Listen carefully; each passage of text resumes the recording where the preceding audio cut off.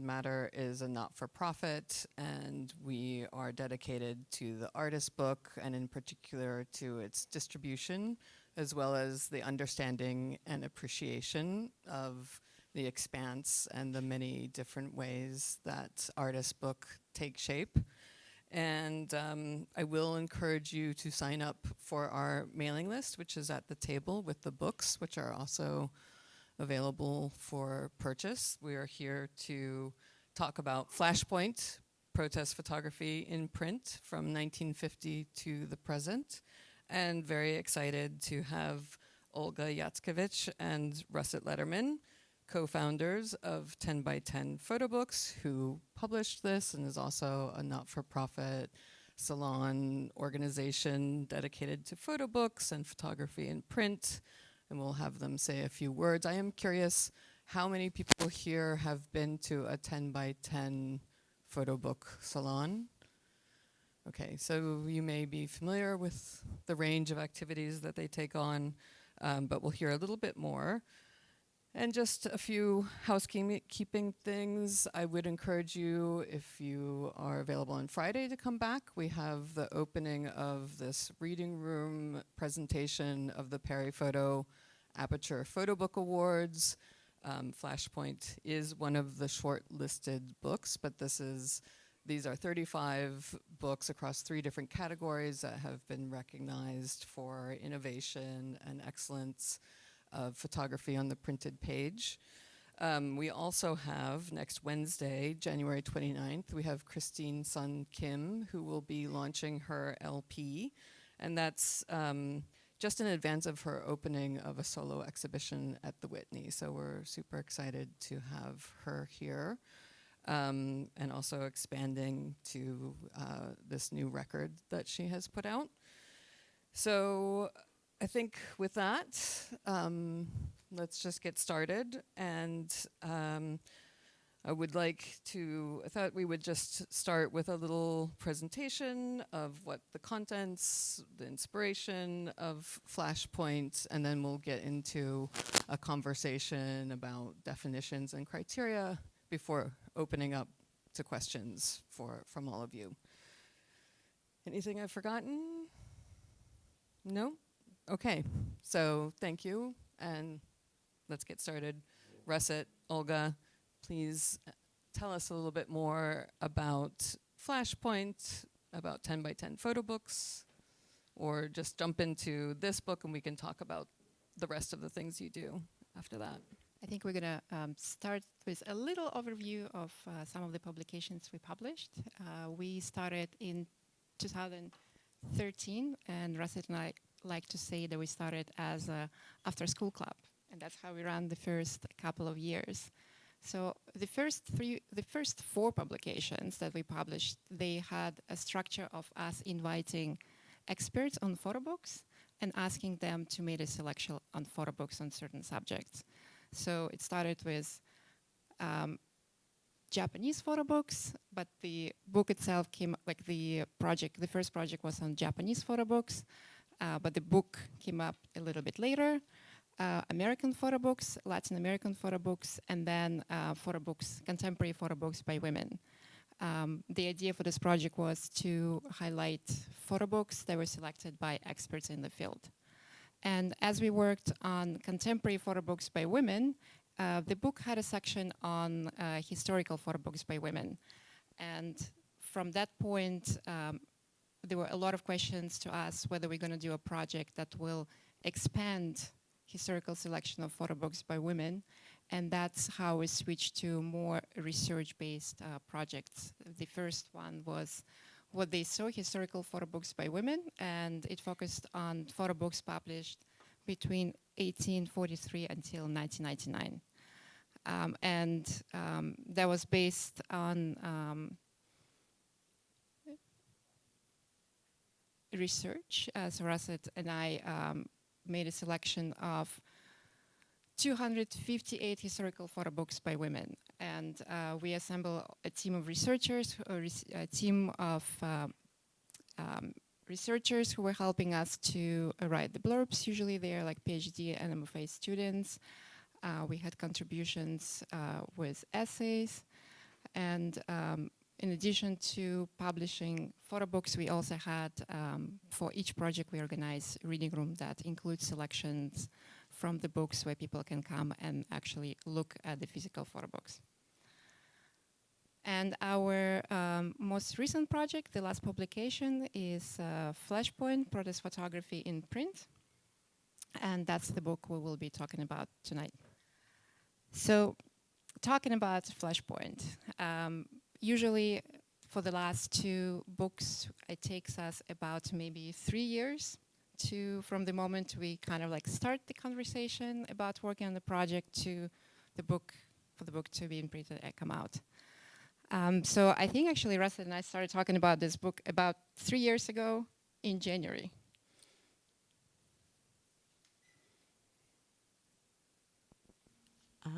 Actually, I think we started talking about this project in 2017.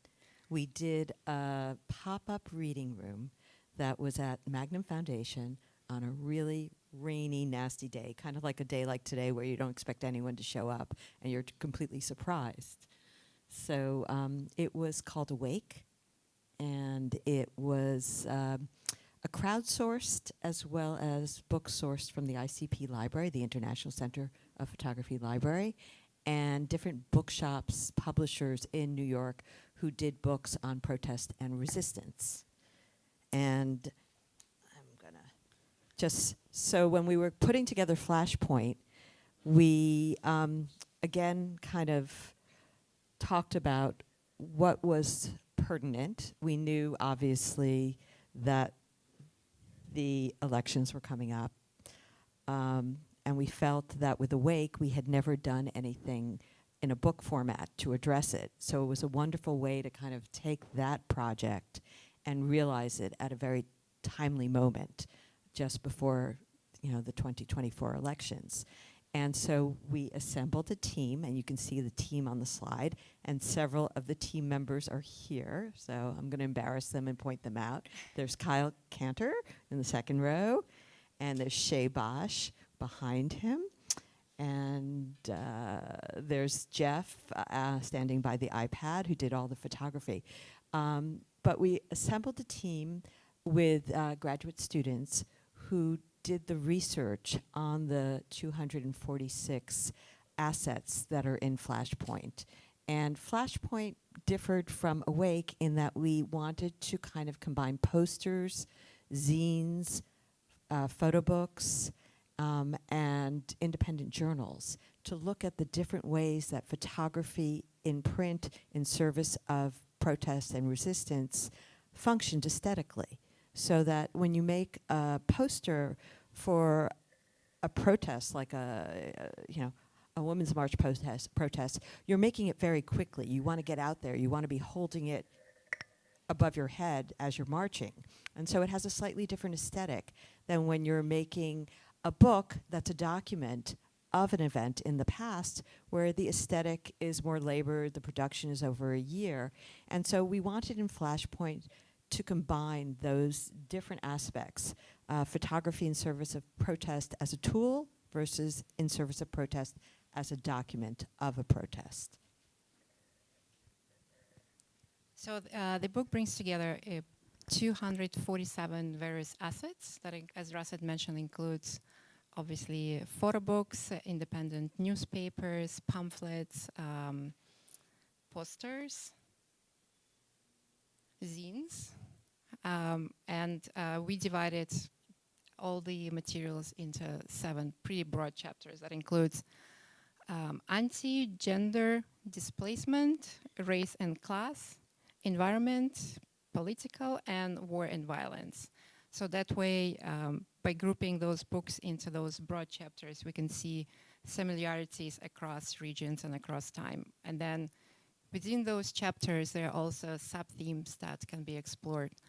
And obviously, this is like a little bit chaotic. A lot of those themes, a lot of those books can be placed in more than just like one chapter. Yeah, so I mean, making a book like this it's not like we have a master plan and then we say, okay, let's follow that plan. It's a little messy. And so we started collecting materials, some of it originally coming from the Awake project as our jumping off point. But how did we shape them? Do we shape them chronologically? I mean, in the past with our earlier books, it was very easy because we had 10 selectors and they each picked 10 books. So we shaped it, the structure of the book, around the 10 selectors. But then we were like, chronology doesn't really make sense here. Let's look at these themes. And then we had sub-themes within each that you can see on the content page, the table of contents here that's on the screen. And then there are sub-themes within each theme and clusters of regions and specific events within those sub-themes. And then it became the question of how do we have an essay that is for each chapter? Do we have a group of essays at the back? Do we have an essay that summarizes the theme of gender? But that seemed really too diffuse and not specific enough, and it seemed like it would not make for actually a very interesting essay to approach it that way for each chapter. So rather, we asked 7 essayists, plus an introductory essayist, Arthur Fournier, to write on a particular sub-theme within the chapter that they were assigned to write on. And then we doled out 2 different PhD and graduate students who were part of our team of about, I'd say, 14 people, who each got either a full chapter in which to write the summaries of the various assets, the books, the zines, the posters, and the independent journals. And if they were in New York, they came over, they looked at them, they spent time with us and borrowed the books, took them with them to write on.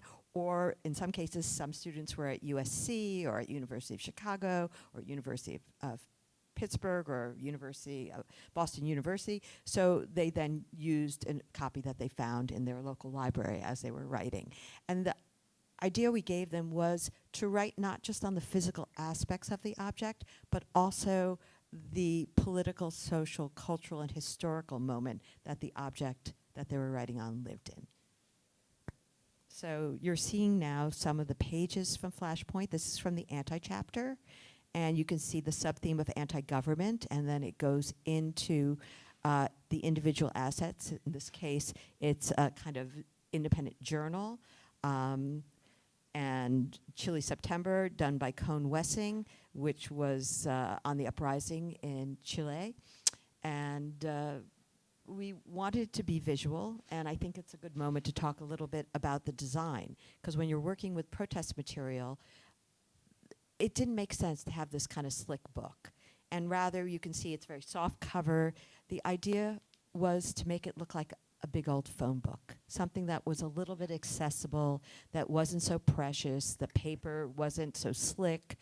And Olga is the kind of reason for the designer, so I'll let her talk about who we chose to design the book and how we approached that with him. So this is our 6th book, and every book for each project we invite a different designer. So over 13 years we worked with 6 different designers, and we're trying to find a person who will be the best fitted, in our opinion, to work on the project. So this book was designed by Grigor Uber. He's a Swiss designer, and I thought we needed somebody who can organize a huge amount of information into a book that will be easy to navigate, easy to understand, and visually striking. And Grigor also had a personal interest in the protest material, so we had a conversation with him, we explained him a project, and he was in 100% from the beginning. And so, as Russet explained, the idea of a design of the book kind of references a big phone book. And at some point, we had to decide whether we're going to put less pages or more pages. And we decided for this particular book, we would like to have more pages. As you can see on some of the spreads, it allows us to show full spreads for some of the books and highlight some of the images kind of better. And I think it's also interesting to point out that the materials are some that were clearly protest pamphlets or posters, but there are others that are artist books that if you picked it up, you wouldn't necessarily think this is an object of protest unless you kind of read a little bit of the backstory. Maybe it was a book that had no type at all or very little type, like a book done by Veronica Fieres that was about the disappeared in Argentina, and it's just portraits. So not knowing what the backstory to those portraits, which were very abstracted, you'd kind of say, well, why is this in a protest book? And we wanted a little bit of that broadening of categories, of definitions, and we certainly, as the PhD graduate students were writing their summaries, kind of looking for that in our dialogue with them as they were submitting their edited material, you know, saying, why, can you tell us a little bit more about its background? These questions were very much on our minds as we were editing. And the idea to give it shape, I think, really is credited to Gregor. I mean, we came to him with this mass amount of material, and he came up with this wonderful idea of red pages that you're seeing throughout this kind of slideshow, which start each thematic chapter in the book, and then flows to an index of the sub-themes within that chapter after the header and the names of the people involved in writing the various summaries and essays in the chapter. And I credit him very strongly for this kind of vision of creating a publication that feels and also references the type of material that's within it. I think that was very important to us, that it not be too precious. And maybe also to add that the font that is used in the publication is kind of like a typewriter style font, but this is the first time the font been used. It's called Electra, and we are the first publication to use it. And there was also a suggestion that came from Gregor. Yeah, and there was a typographer, Milos, who worked with Gregor specifically on it. But we wanted like posters like this of, you know, Margaret Thatcher as wanted for murder. This is the subsection on the Troubles, which is in the displacement chapter, which then went into the issue of the Israel-Gaza war, which was, of course, for us, you know, how do we approach these subjects? I mean, we didn't want our own personal politics to be the driving force. So there are multiple viewpoints of the materials within this book. Some we agree with, some we don't. In the Israel-Hamas section, there is pro-Palestinian material, there is pro-Israeli material. There is material from those who are in neither camp. There's also Six-Day War material as a historical context. And the same is true in the subsection that deals with populism. There's Tea Party material in there. I mean, you know, personally, I had a hard time reading through it, but it was important, we felt, to have diverse voices. And I think that's true now, especially at a moment where we're looking at, you know, we're at another flashpoint, obviously, in the last 24 hours. And considering how we mobilize, I do feel looking at the historical precedents is something that is very informative and very helpful as we move forward. I think that's a good point to just start exploring some of these issues that you've just touched on, including the way in which this is not just, you know, there are a ton of books about books, books about photo books, and the idea that this includes that full range, pamphlets, zines, posters, as well as the book form. I would love to know a little bit more about how that expansion is well suited to this material in particular, and just as a lesson in terms of looking at photography and the printed page as a whole, what we can take away from having this wider view and perspective. You know, as someone who's collected personally photo books for many years, as has Olga, who writes regularly on Photo Books for Collector Daily, photo books have become a niche.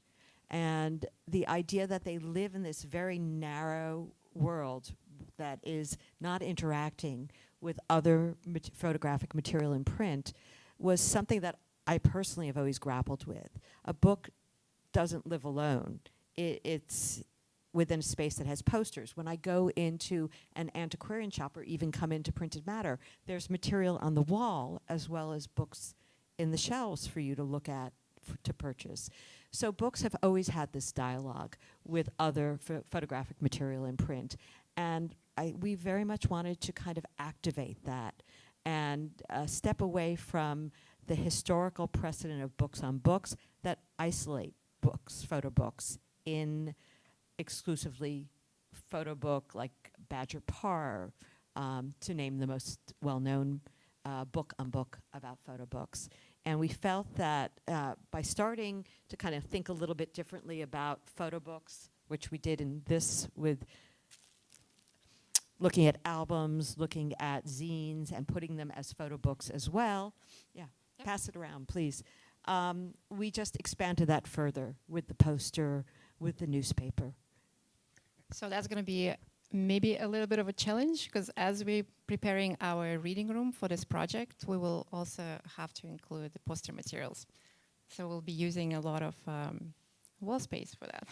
Yeah, and also, you know, copyright issues. That is, you know, very specific when we reproduce the posters that we had to address. So we had one person on the team who just dealt with copyright issues.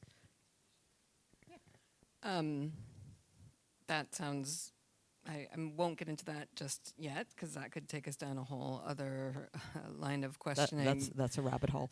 But I do want to talk about that also in the expansion of category of the types of materials. You spoke briefly about the expansion in terms of what we can consider protest. In this book, as an example, Kawada Kikuji's The Map is one of those books that you see featured in, you know, it's often considered an artist book, not necessarily a book of protest. So I want to, you spoke a little bit to this, but could you tell us a little more about what the criterias were for choosing something like this in the broad scope of this subject? Just how does one decide? Is it that anything political could be a protest book, or is there a particular sharpening of that set of ideas? I think as we were working on this project, our definition of, or like the working definition of protest got like pretty wide, because there's so many things you can include under protest that we even avoided to like directly including any particular definition for this in our introduction.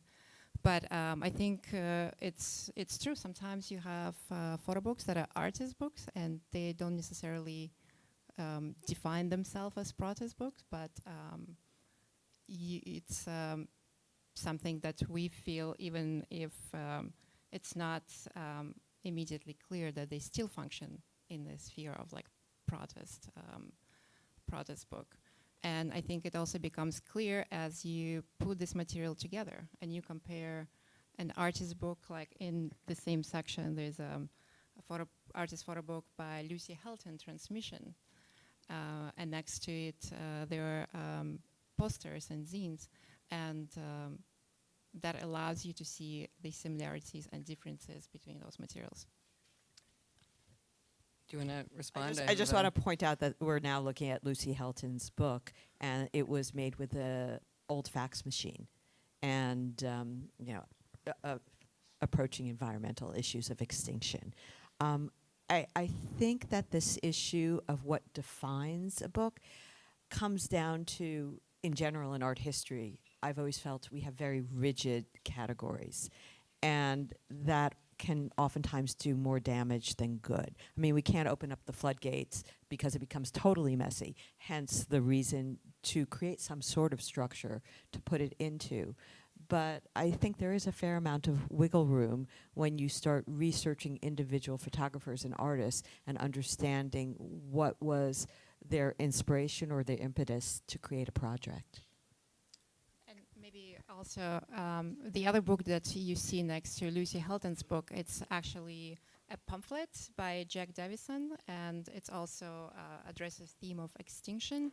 And it was his photographs that he took in Kenya photographing rhinos, the last two rhinos. That was an assignment for the New York Times, and then he published this pamphlet that also presents animals not like as a wild photography, but a little bit with a different aesthetic. And the pamphlet itself was printed on leftover papers from other projects to kind of like highlight the issue of sustainability. I was curious how much there's a really nice framework setting essay by Arthur Fournier that talks about the aesthetics of urgency. And in thinking about urgency, I was also wondering if impact was one of the factors that you considered. Are there stories of ways in which some of these books actually changed minds, contributed to policy changes? Like, what was the actual impact of these publications?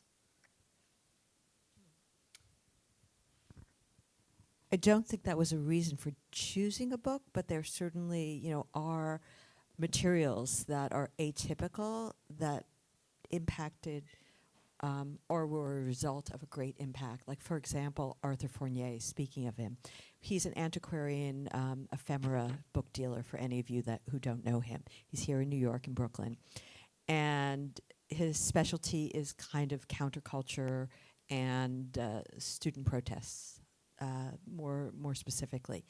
And so he was certainly a resource for us as we were collecting material. And to speak of this kind of question of impact, one of the books he handed us was the Kent State University yearbook.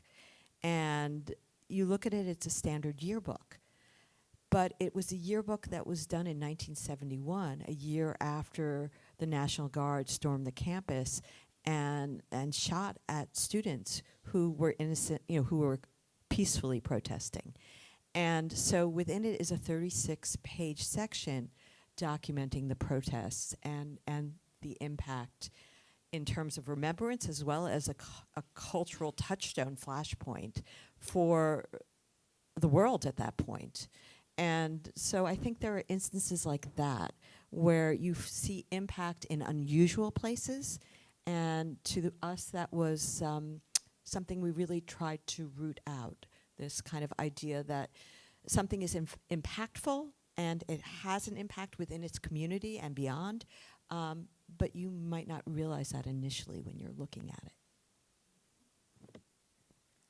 I think to maybe continue just that line of questioning about aesthetics and protest and how that gets defined, there is a particular ethos to the design of the book itself, the use of these red highlights that feels very much in line and in keeping with this type of bold sans serif that one thinks of as the nature of protest material.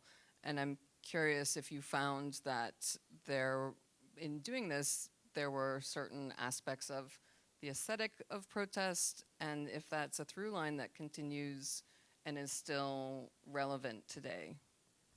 I think maybe it's also seen like how different all these materials are. You're talking about books that appear or like zines or small publications as events unfolding. Maybe like one of the examples will be also Adrian Walker book that he did in 2015 he's originally from St. Louis, and he was in Ferguson, Missouri when Michael Brown was shot, and there were protests, and he found himself in the middle of the action. And he took photographs that he was also sharing on his Instagram. And while protests were still happening, he published his book, My Lens, Our Ferguson, which he first was selling on his Instagram account to people who were following what was going on. And for him, that was also, he wanted for people to have a little bit of history of this community coming together. And I think there are examples similar from other countries. Actually, some of these are newspaper zines that are handed out for free and were handed out at the time. Laura Tatawe did a newspaper called, I believe it translates as All People. And in creating this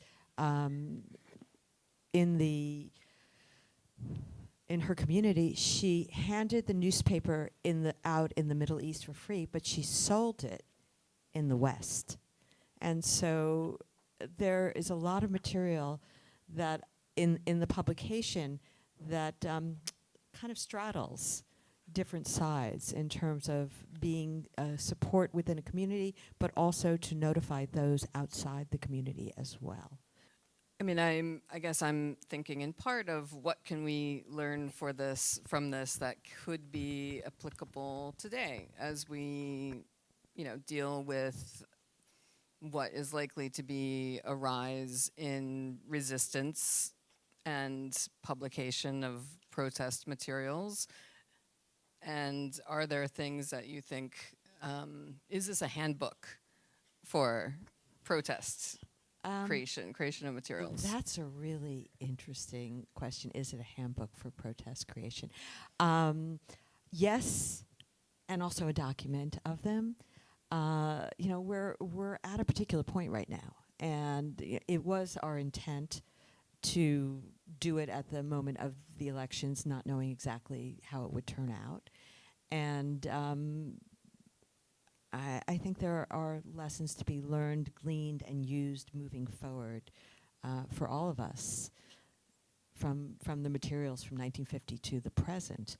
And yeah, so I would say yes to your question. Yeah. I mean, I'm also thinking about this in relation to issues. I mean, let's start with an easier one in relation to issues of censorship, and when there are strategies that people have used to circumvent.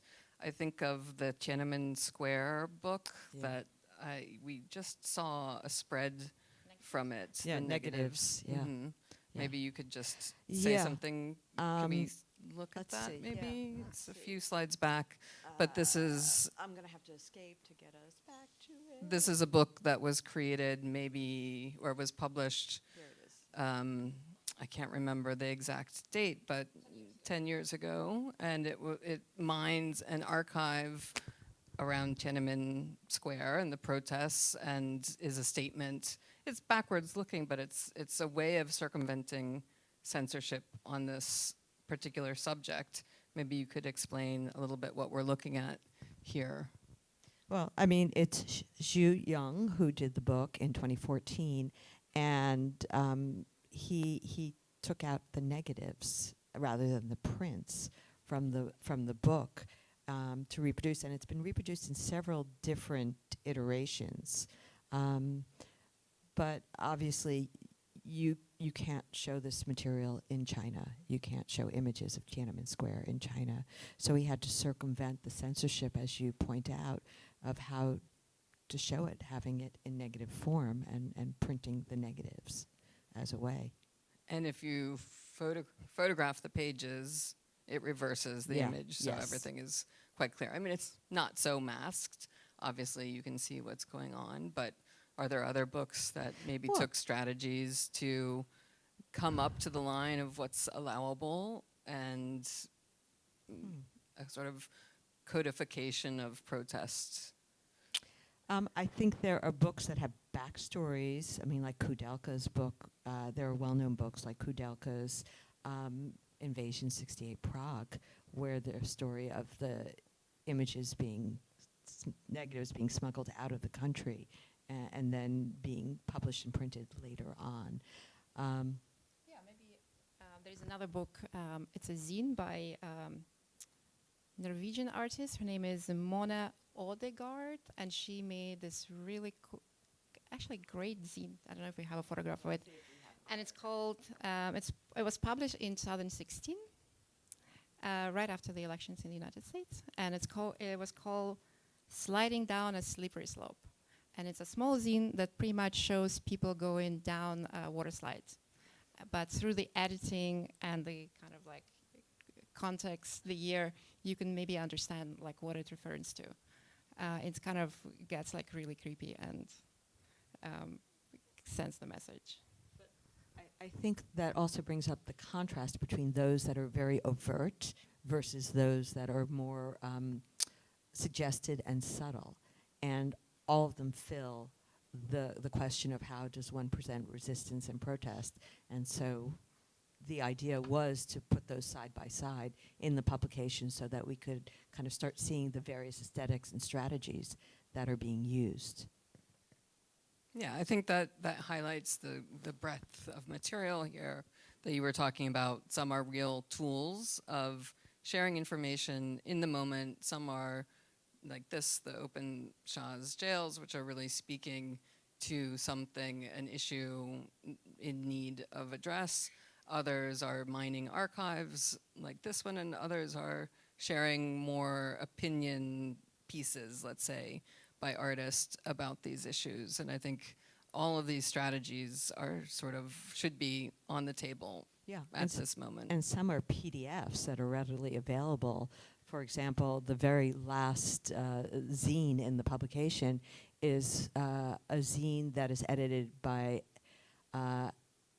Gonzalez, born Emma Gonzalez, who is one of the leaders of the Parkland students at Marjorie Douglas Stoneman High School. And so she brought together students across the country to submit work who were the victims of school violence, massacres.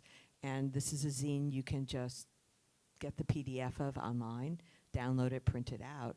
And there are several projects that we document that were basically realized online. I mean, this issue of how has protest changed into online protest versus print protest is also something that we touch upon. It's not the focus of the book, but certainly Arthur Fournier touches on it at the end of his essay, as does Hannah Darabee, who wrote an essay on the revolution chapter and addressing in Iran the women's protests that happened and a lot of the online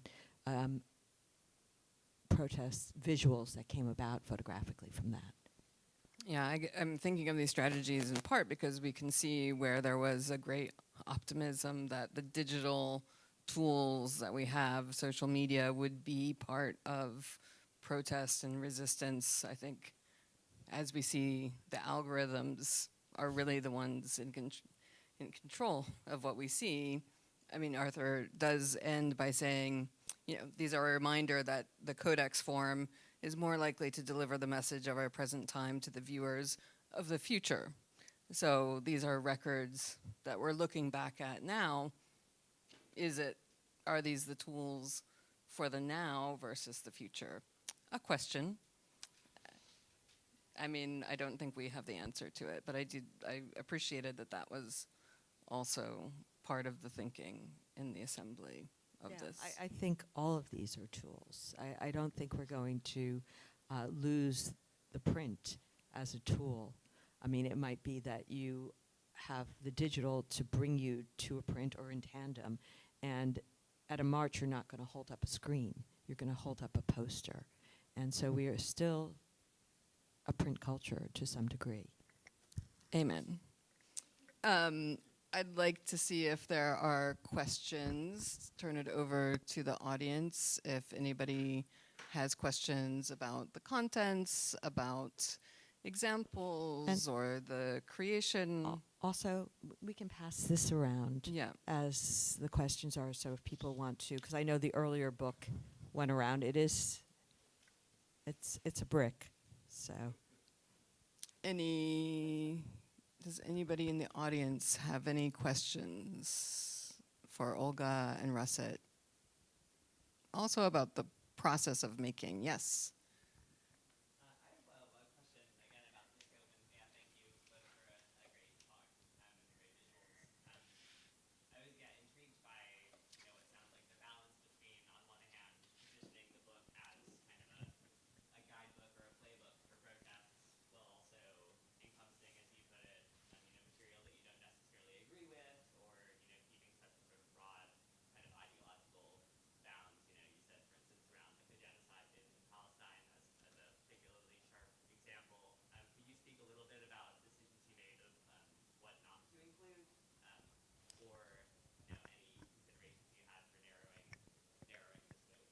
Thank you for projecting. I do have a mic if anybody is interested in projecting their question, but Russet. That's a really Olga. important question, and a question we grappled with greatly throughout. Olga and I talked a lot about this. We also talked with our larger team about this. And it really came down to hate speech. I mean, there we drew the line, and we said absolutely not. But there were a few things that we definitely found offensive. Not offensive, I guess distasteful. But dialogue, whether you like what someone is saying on the other side, as long as it's not hate speech, is something that we need to have. And I'm not sure how we're going to have it. We're at a point now where we're trying to sort that out and figure that out as a country. But I hope that, or at least for me, it was learning a little bit of, what are the other sides? What are the opinions I don't like? How are they presented? What are they saying? Okay, I still don't like it, but I'm listening and I'm hearing it. And I still disagree.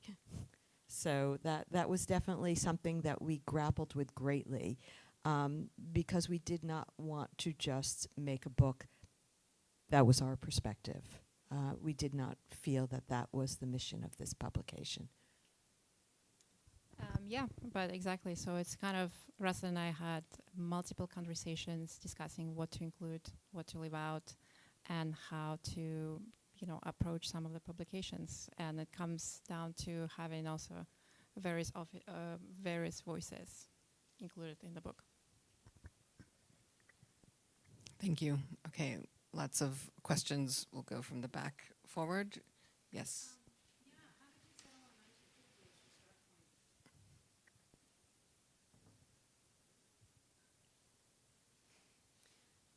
I actually think there's a book that is of a protest that happened earlier than 1950, and it, but basically mostly 1950. There had to be some cutoff point, and we did not want to deal with World War II. I mean, we did originally have materials from between the war, World War II, and it was just becoming so massive. So there had to be some kind of cutoff line, just for the nature of, rather than it being twice the size of what it is now. And so there wasn't a particular event, which is what I think you're touching upon in your question. There's not a particular event. I think it's more a question of how do you make something a little bit more manageable, and also, was there enough material in print? I mean, certainly after World War II, there was just a burst. You had all of the picture magazines that came out with that period. So as a result, there was so much material. Print was, in its kind of rise. And so it seemed a good place to start. I do appreciate the sort of discussion that pops up in the book of the technologies of reproduction and the increased accessibility of printing your own materials. That's just a side note, but I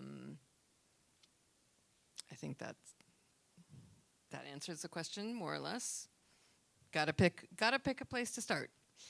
It's like with every project, I think we have a massive list of books that we consider, and then it's like solving a puzzle. They kind of start coming together, and you figure out how it's all going to work together. Okay, next question, Eric. This is about sort of inclusion and exclusion. Part about that, part just kind of an annoying semantic question. Propaganda versus protest. How and where did you draw that line? Because I know that there's loads of interesting propaganda that's Soviet and authoritarian design is sometimes kind of cool. USSR in construction. What's that? USSR in construction, right. Yeah. Well, yes, exactly. So those propaganda books around propaganda. Was something that we did not include in this project. How would Yeah, you I mean, how would you I think define there was a that one line?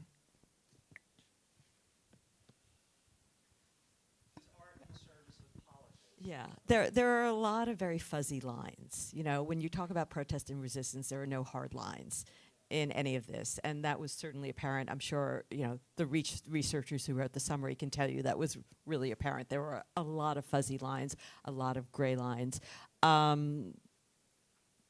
Yeah, there are some things here that can seem like they're propaganda, and they might be both protest and propaganda. But we tried for the most part for it to veer, I think is a better way to say it, towards the protest resistance side rather than the voice of a government championing a specific agenda. That was one of my questions, is are there any state publications in here? Yeah, there's one from Albania. There's an Albania publication from the Albanian Revolution that certainly feels to me like it's propaganda and veers on that line a little further that way.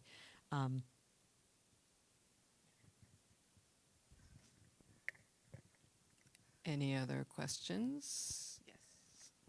How was Flashpoint different than any of the other books that you worked on?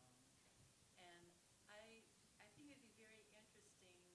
I would like to know how y'all met each other and how the progress of working on like you said 6 books y'all done together, and how y'all grown as a team.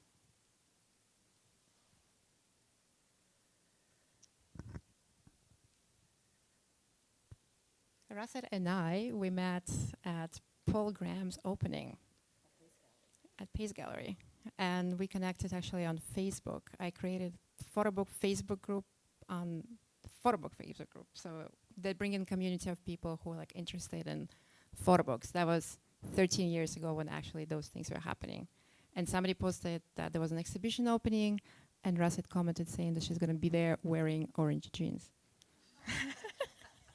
I was wearing orange jeans? Yeah. Oh, okay. Wow. I don't think I own them anymore.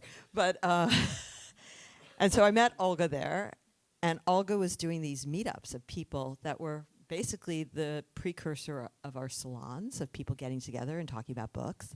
And she reached out to me and Jeff, my partner, husband, and said, you guys are interested in Japanese photo books. Let's do a meetup at a Japanese cafe in Long Island City. It was July, it was hot, it was sweaty, and bring a whole bunch of photo books with you. And so we did, and a bunch of people got together and stood around a table and looked at Japanese photo books. And people were like, wow, this is great. Printed Matter's New York Art Book Fair is coming up. Let's share this with a larger audience. And I was writing for ICP's library at that point, so I went to Deirdre Donahue and Matthew Carson and said, okay, you guys have a space at the Bard Space in Long Island City. Can we use it in 9 weeks during Printed Matter's New York Art Book Fair and set up a reading room of Japanese books? And they're like, So yeah, we basically in 9 weeks reached out to people. We put together a reading room, 10 people, 10 books, picked 10 books each. We had a reading room, and we learned a lot of lessons. It was great. It was, amazing community. Lots of books were shipped to us from Japan. And in those reading rooms, when they're done, after they tour, we donate them to institutions that they live on in the public sphere. Because we got them for free, so we do not sell them. We make sure they're given away for free to an appropriate place. But when we did that reading room, it kind of made us realize, oh my gosh, there's a whole community of book nerds here who want to get together and touch books and have salons. And so we did not start with any business plan or any idea that we were going to be a 501c3, and it just kind of grew. We all kept our day jobs. And yeah, that's it. Maybe you could mention a few of the newer activities that you've taken on, not just the lawns, the books, the exhibitions, but the research grants, which I think is another real contribution to what we all are interested in. Yeah, so one of the recent additions to our programming is research grants on photo book history. This year we will announce the fourth cycle of those grants, and it's going to be announced sometime in the next couple of weeks. To submit, right. Yeah. And our grants program is run by Dave Solo. But what do they do? What type of grants are you giving? Like, to what kind of projects? How does one apply?